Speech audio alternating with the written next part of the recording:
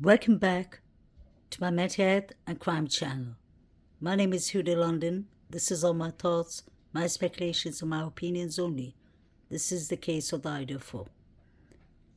Today I'd like to discuss a bit about the autopsy results that has come out. This is Ethan's results. To start with, let me put a disclaimer. This is a trigger warning because these are delicate, sensitive autopsy results. So if you're easily triggered up, I would advise you to tune in to the next clip. But this is just the first half page of what happened to Ethan. It's heartbreaking. May he rest in peace. Condolences to his families. And the other 3 victims too. I don't want to get too graphic and read into it. I think it's disturbing enough to put it on the screen. I'm not going to go through the report itself. This is just Ethan's report, and then there's a 1.5 page that is completely blank. That clearly tells us there was more to Ethan's autopsy results. If you just read through some of it, you will see that Ethan suffered plenty of wounds to his wrist, palms, above his hand, his legs, his thigh, his ankles, was cut from behind.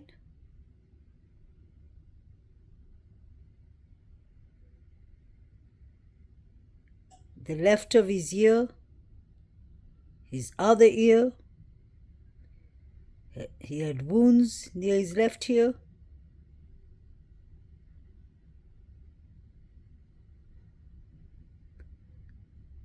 This makes me believe that not only was the victims all awake, it makes me believe the theory that I've always mentioned about the students being gagged. That would make sense with them being tortured. That's exactly what I was thinking about. They must have gagged them up on chairs on the bed. Look at DM's room. Look at her bed. There's a rope or something tied to her bed. Why was there rumors going around in the beginning that the students were gagged? And the police had to debunk it plenty of times. So this was not only about silencing the victims. This was about torturing them. Trigger warning. I don't believe one weapon was used. I believe plenty of weapons were used. Possibly the golf stick. We've heard Bethany Funk talking about firework. So possibly a GUN is involved. Why was there bullet fragments found in Jack D's house? I wonder. Anonymous said at 2:15 there was rummaging upstairs, and the surviving roommates thought it was the Sigma Chi fraternity boys. We know that Ethan and Zana was having beef with the Sigma Chi boys. There was a party that night. We've heard the cameras on Linder Lane, if they're true. We've seen what was happening at the band field. What was actually going on here? This young man has been tortured, and I've said that from the very beginning. Are they changing everything? Because allegedly it leaked out from the grand jury that Ethan was found in front of Zana's doorway. What happened to that? Now next you have Zana's report. She had wounds everywhere. On her skull. Ethan had on his skull too.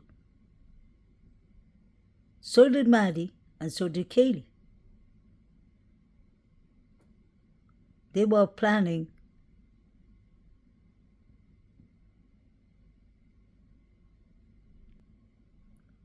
possibly to use the same method on the girls. Unless it was girls doing this to the 3 female victims.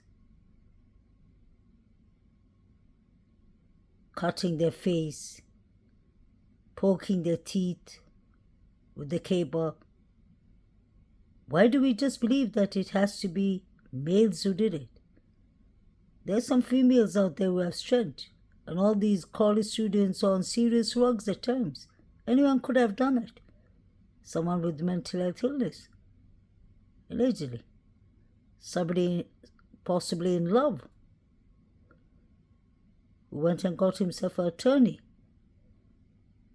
Red liquid was found in his house. Bullet fragment was found in his house. Got himself an attorney.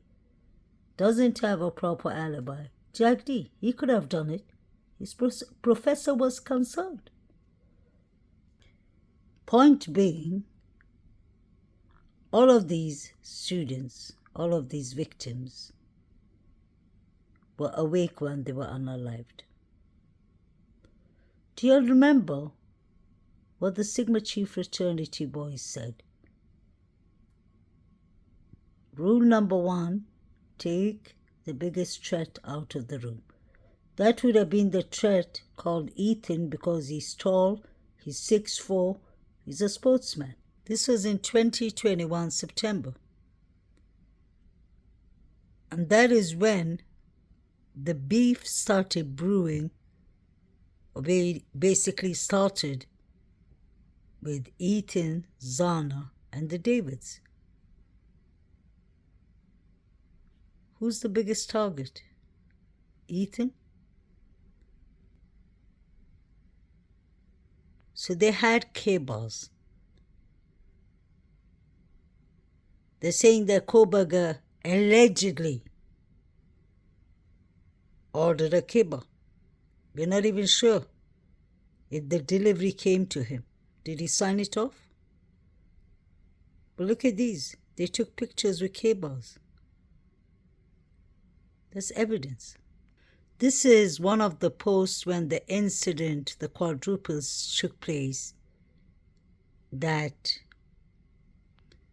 David Lott put up.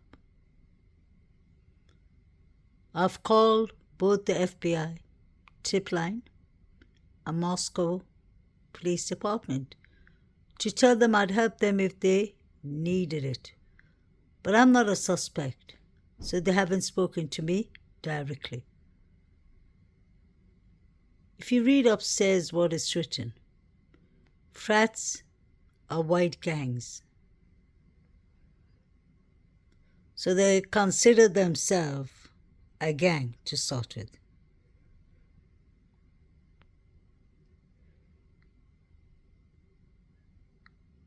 I wonder, what do they do in the gangs? Do they do rituals? What are their beliefs? Out of the 4 victims, 3 were females. Do they have anything against females? Is my question. Just wondering. Frats are white gangs. We know they're Freemasons. So are they trying to say that they're the neo-Nazi or supremists? Frats are the white gangs. Found that to be interesting. So David Lott and David B. was putting up a lot of things on the internet. They were defending themselves. This young man, his name is Logan Kelso. He's from one of the fraternities. I wouldn't know which one, honestly. He's the same young man that the day the police knock at the backyard for the noise complaint and Kaylee and Hunter come out Right before they go to the backyard to talk to Kaylee, you see this young man standing in front of the house. Some YouTube creators believed it was Said, and I was trying to debunk this wasn't Said. So this young man with the camera put up this picture on social media. This picture I'm going to show y'all, and I find it very interesting. Before I show y'all, I would like to give out a special shout out actually to this channel. I've done it before. This is the channel's name, Anon Seeing Eye. I hope I said that right. Please go and watch his clips. I've seen this 3 months ago, and I'll play a bit of it. I find his research to be really interesting about the Linder Lane. But this young man, you could hear his name on Linder Lane, Logan. Loach was leaving the country. We put this up on the 18th. But just let me show you what the young man with the camera was putting up. And that comes with a trigger warning. This is from the channel I showed you, Anon Seeing You. I hope I said the channel's name right. We can go back a few seconds and look into the channel's name. This is what the guy put up. Do y'all see what I see? KNIFE up somebody's skull. And pay attention, this is in the beginning of the case. Isn't that what they used on Kaylee? Zana, her skull was fractured. Ethan, both on the left and right side of his skull was fractured. Logan was getting confused with Said by many people. They have the same hairstyle. They look a bit alike from far. And there was Logan that was in front of 1122 King Road the day the police came to warn Kaylee and Hunter at the backyard. People thought it was Said. I could see it wasn't Said. So I'm wondering, could this young man have been recording the unaliving scene? Because he has no problems with pictures that are graphic. So I'll just play a bit from this YouTube channel. Please promote him. He does some excellent work. This is the name of the channel and the title. See, a guy comes up and says, "Where the fuck is he, little punk?" And then you hear Bethany saying, "Logan." A guy answers, "Yeah."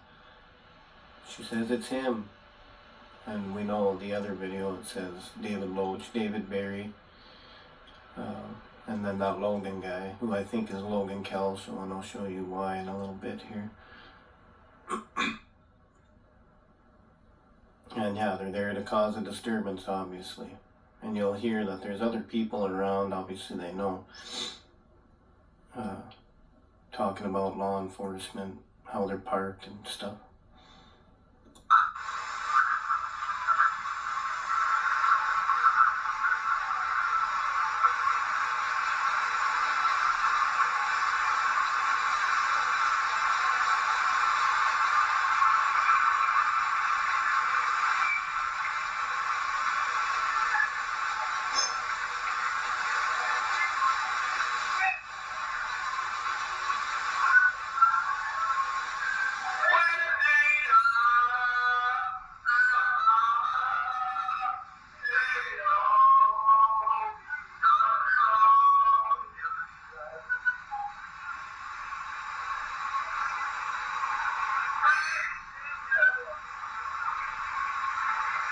I think this is part of the torture. They were torturing Ethan.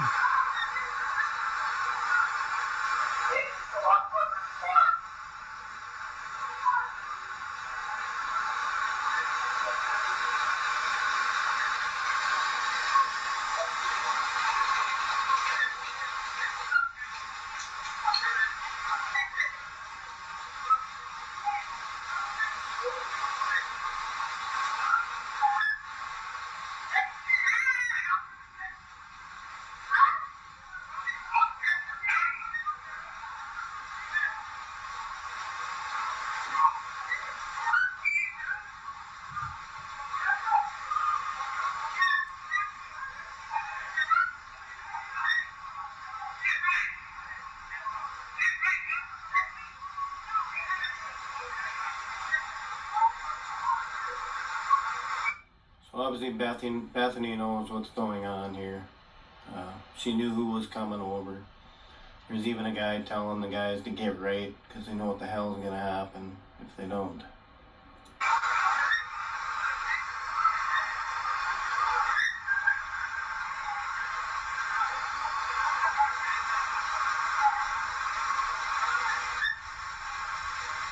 I do deeply apologize for the language that's being used. For me, it's more important to hear the content of what is actually taking place that we hear from the Linder Lane camera.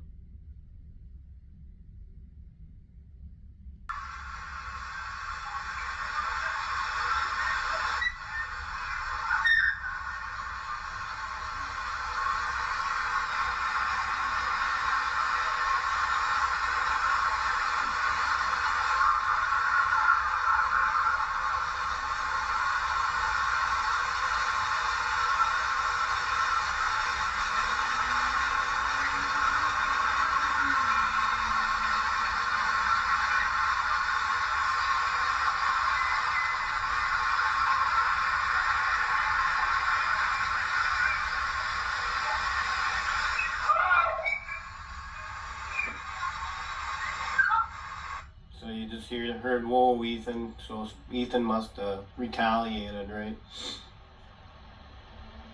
And now we're gonna hear some disturbing shit. So, trigger warning.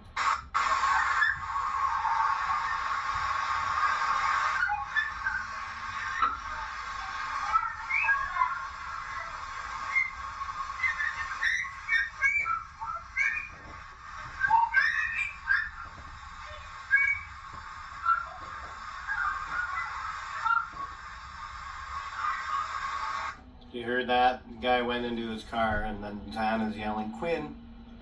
Obviously it was Quinn must have went in his car. What did you grab, right? And Barry, please Barry. They're pleading for them not to go in there after Ethan retaliated.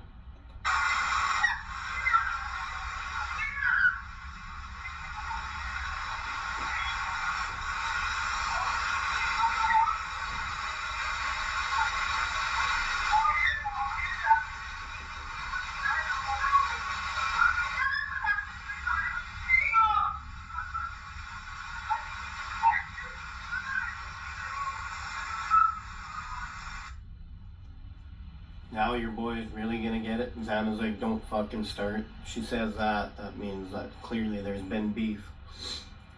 Now your boy's really gonna get it. Don't fucking start. I just might kill you, he says. I think that was Loach saying that shit. Sounded like Loach to me.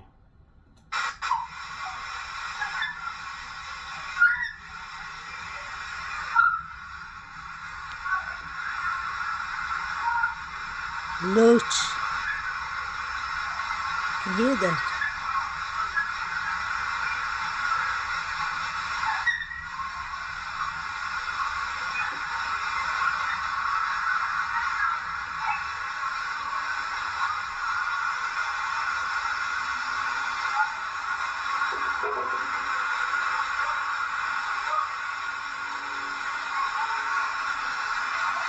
This car going by right at this time. And then we had the black truck driving around.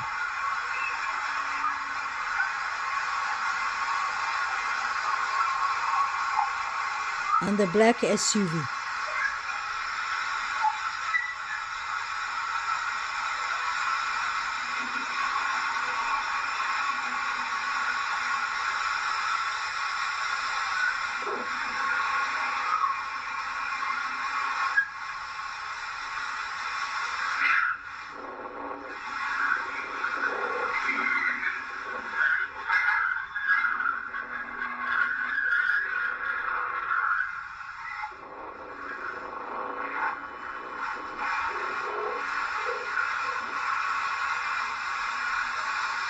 That is just the cameras in Linder Lane.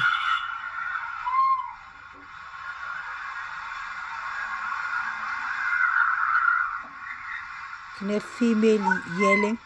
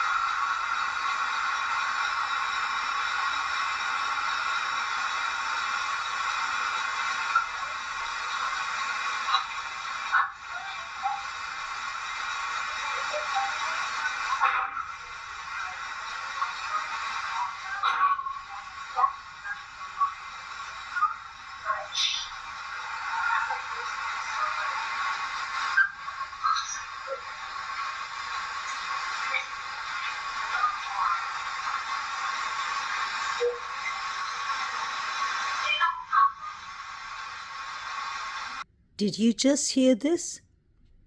A female says, and shout out to my friend Real Eyes Analyze.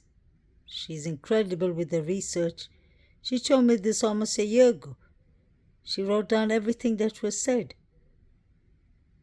And she told me she heard a female saying, they don't have it. So was this about drugs? Just listen to this. First you hear a car.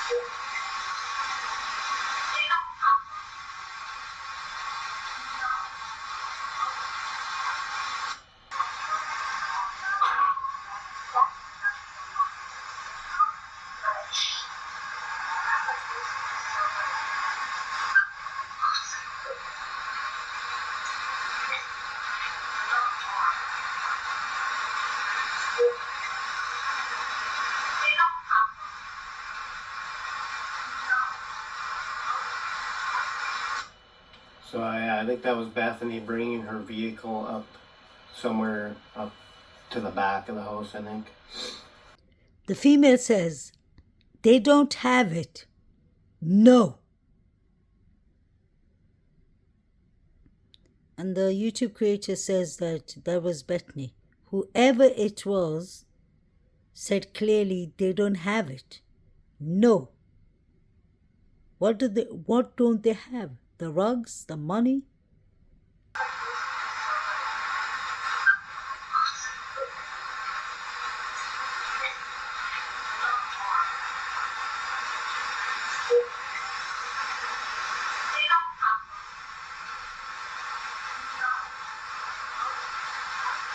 So I think that was Bethany bringing her vehicle up somewhere up to the back of the house, I think. Talking about how Jack's eventually going to lock him in. Did she put Murphy in there, and she says it's like risking so much whatever. And then this other guy's like, what a fucking cunt. They just killed Ethan, like. So he knows, and I think that might even be the Fratanon guy, just the way he talks, and he obviously saw what happened. Was this a rug deal that went wrong? Did Emma Bailey and Demetrius came to collect? What didn't they have? And then at 1:56, you hear more yelling and shouting. I think this is the time before 1:30 that Ethan got unalived. You can hear Kaylee and Maddie coming home around 1:56. There's a commotion you can hear. So I think something happened to them at 1:56. Or they must have been, just in my opinion, maybe tied up, gagged up, taken back home. But at 2:53 is when Maddie Morgan is trying to call Bethany Funk. Bethany Funk doesn't reply. Between 2:30 to 3 is when Maddie Morgan takes Murphy out for a walk. Bethany accompanies her just for 10 seconds. I don't even understand how it could take 10 seconds to go from Bethany's room up the steps to the backyard. But that's Bethany's story. So something happened from when Maddie lost, or somebody lured Murphy the dog. Where was Kaylee? And if Kaylee was running up the steps to the 3rd floor, was somebody hiding inside the house? Why did she say there's somebody here? And then she ran downstairs. How did she land up on Maddie's bed? That's the first question I've been asking since these reports came out. Make this make sense. So I'm still digging deeper into this fraternity, but it looks like the theories I started with and the directions are still leading me right. David's, especially Jack's, surviving roommates are not telling the truth. Quinn Kelly was there that night. He's lying and hiding it. I think he came with a black truck. I've heard even he was driving a beige car. What if that was the white Hyundai Elantra, the white Sierra the police were searching for? And guys, when you look at the autopsy, obviously, it's clear to see that these 4 victims were tortured. Not only brutally unalived, tortured. From their ears to their thighs, to their legs, to their palms, to their wrists, to their left scalp, to the middle of the scalp, to the center of the scalp. I really feel sorry for the families. I feel sorry for these 4 victims. Rest in peace, Kaylee, Maddie, Ethan, and Zana. I don't know if the correct justice will ever be solved, but I think this had to do with the fraternities, and I really believe it was a female or females involved. Cutting Kaylee's face like that and poking her cheek and a skull and all sounds more personal. Sounds like revenge, jealousy, hate. And then you have the ex-boyfriend,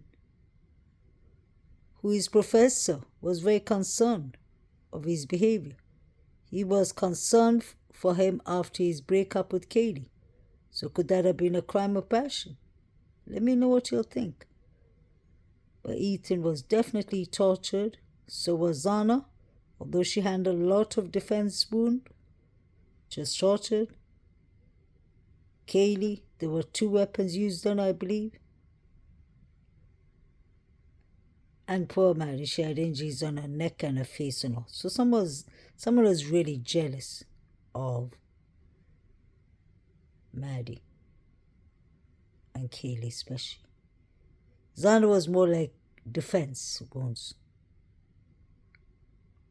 So let's ask ourselves, does it look like Koberger would come within a couple of minutes caused so much injuries and wounds and fractures and then unalive them? How do we know that these victims were not even raped? I hate to say that, but there's nothing I believe in the story. Now we are seeing knickers, undies lying in front of 1122 King Road, or actually on King Road, and it's questionable.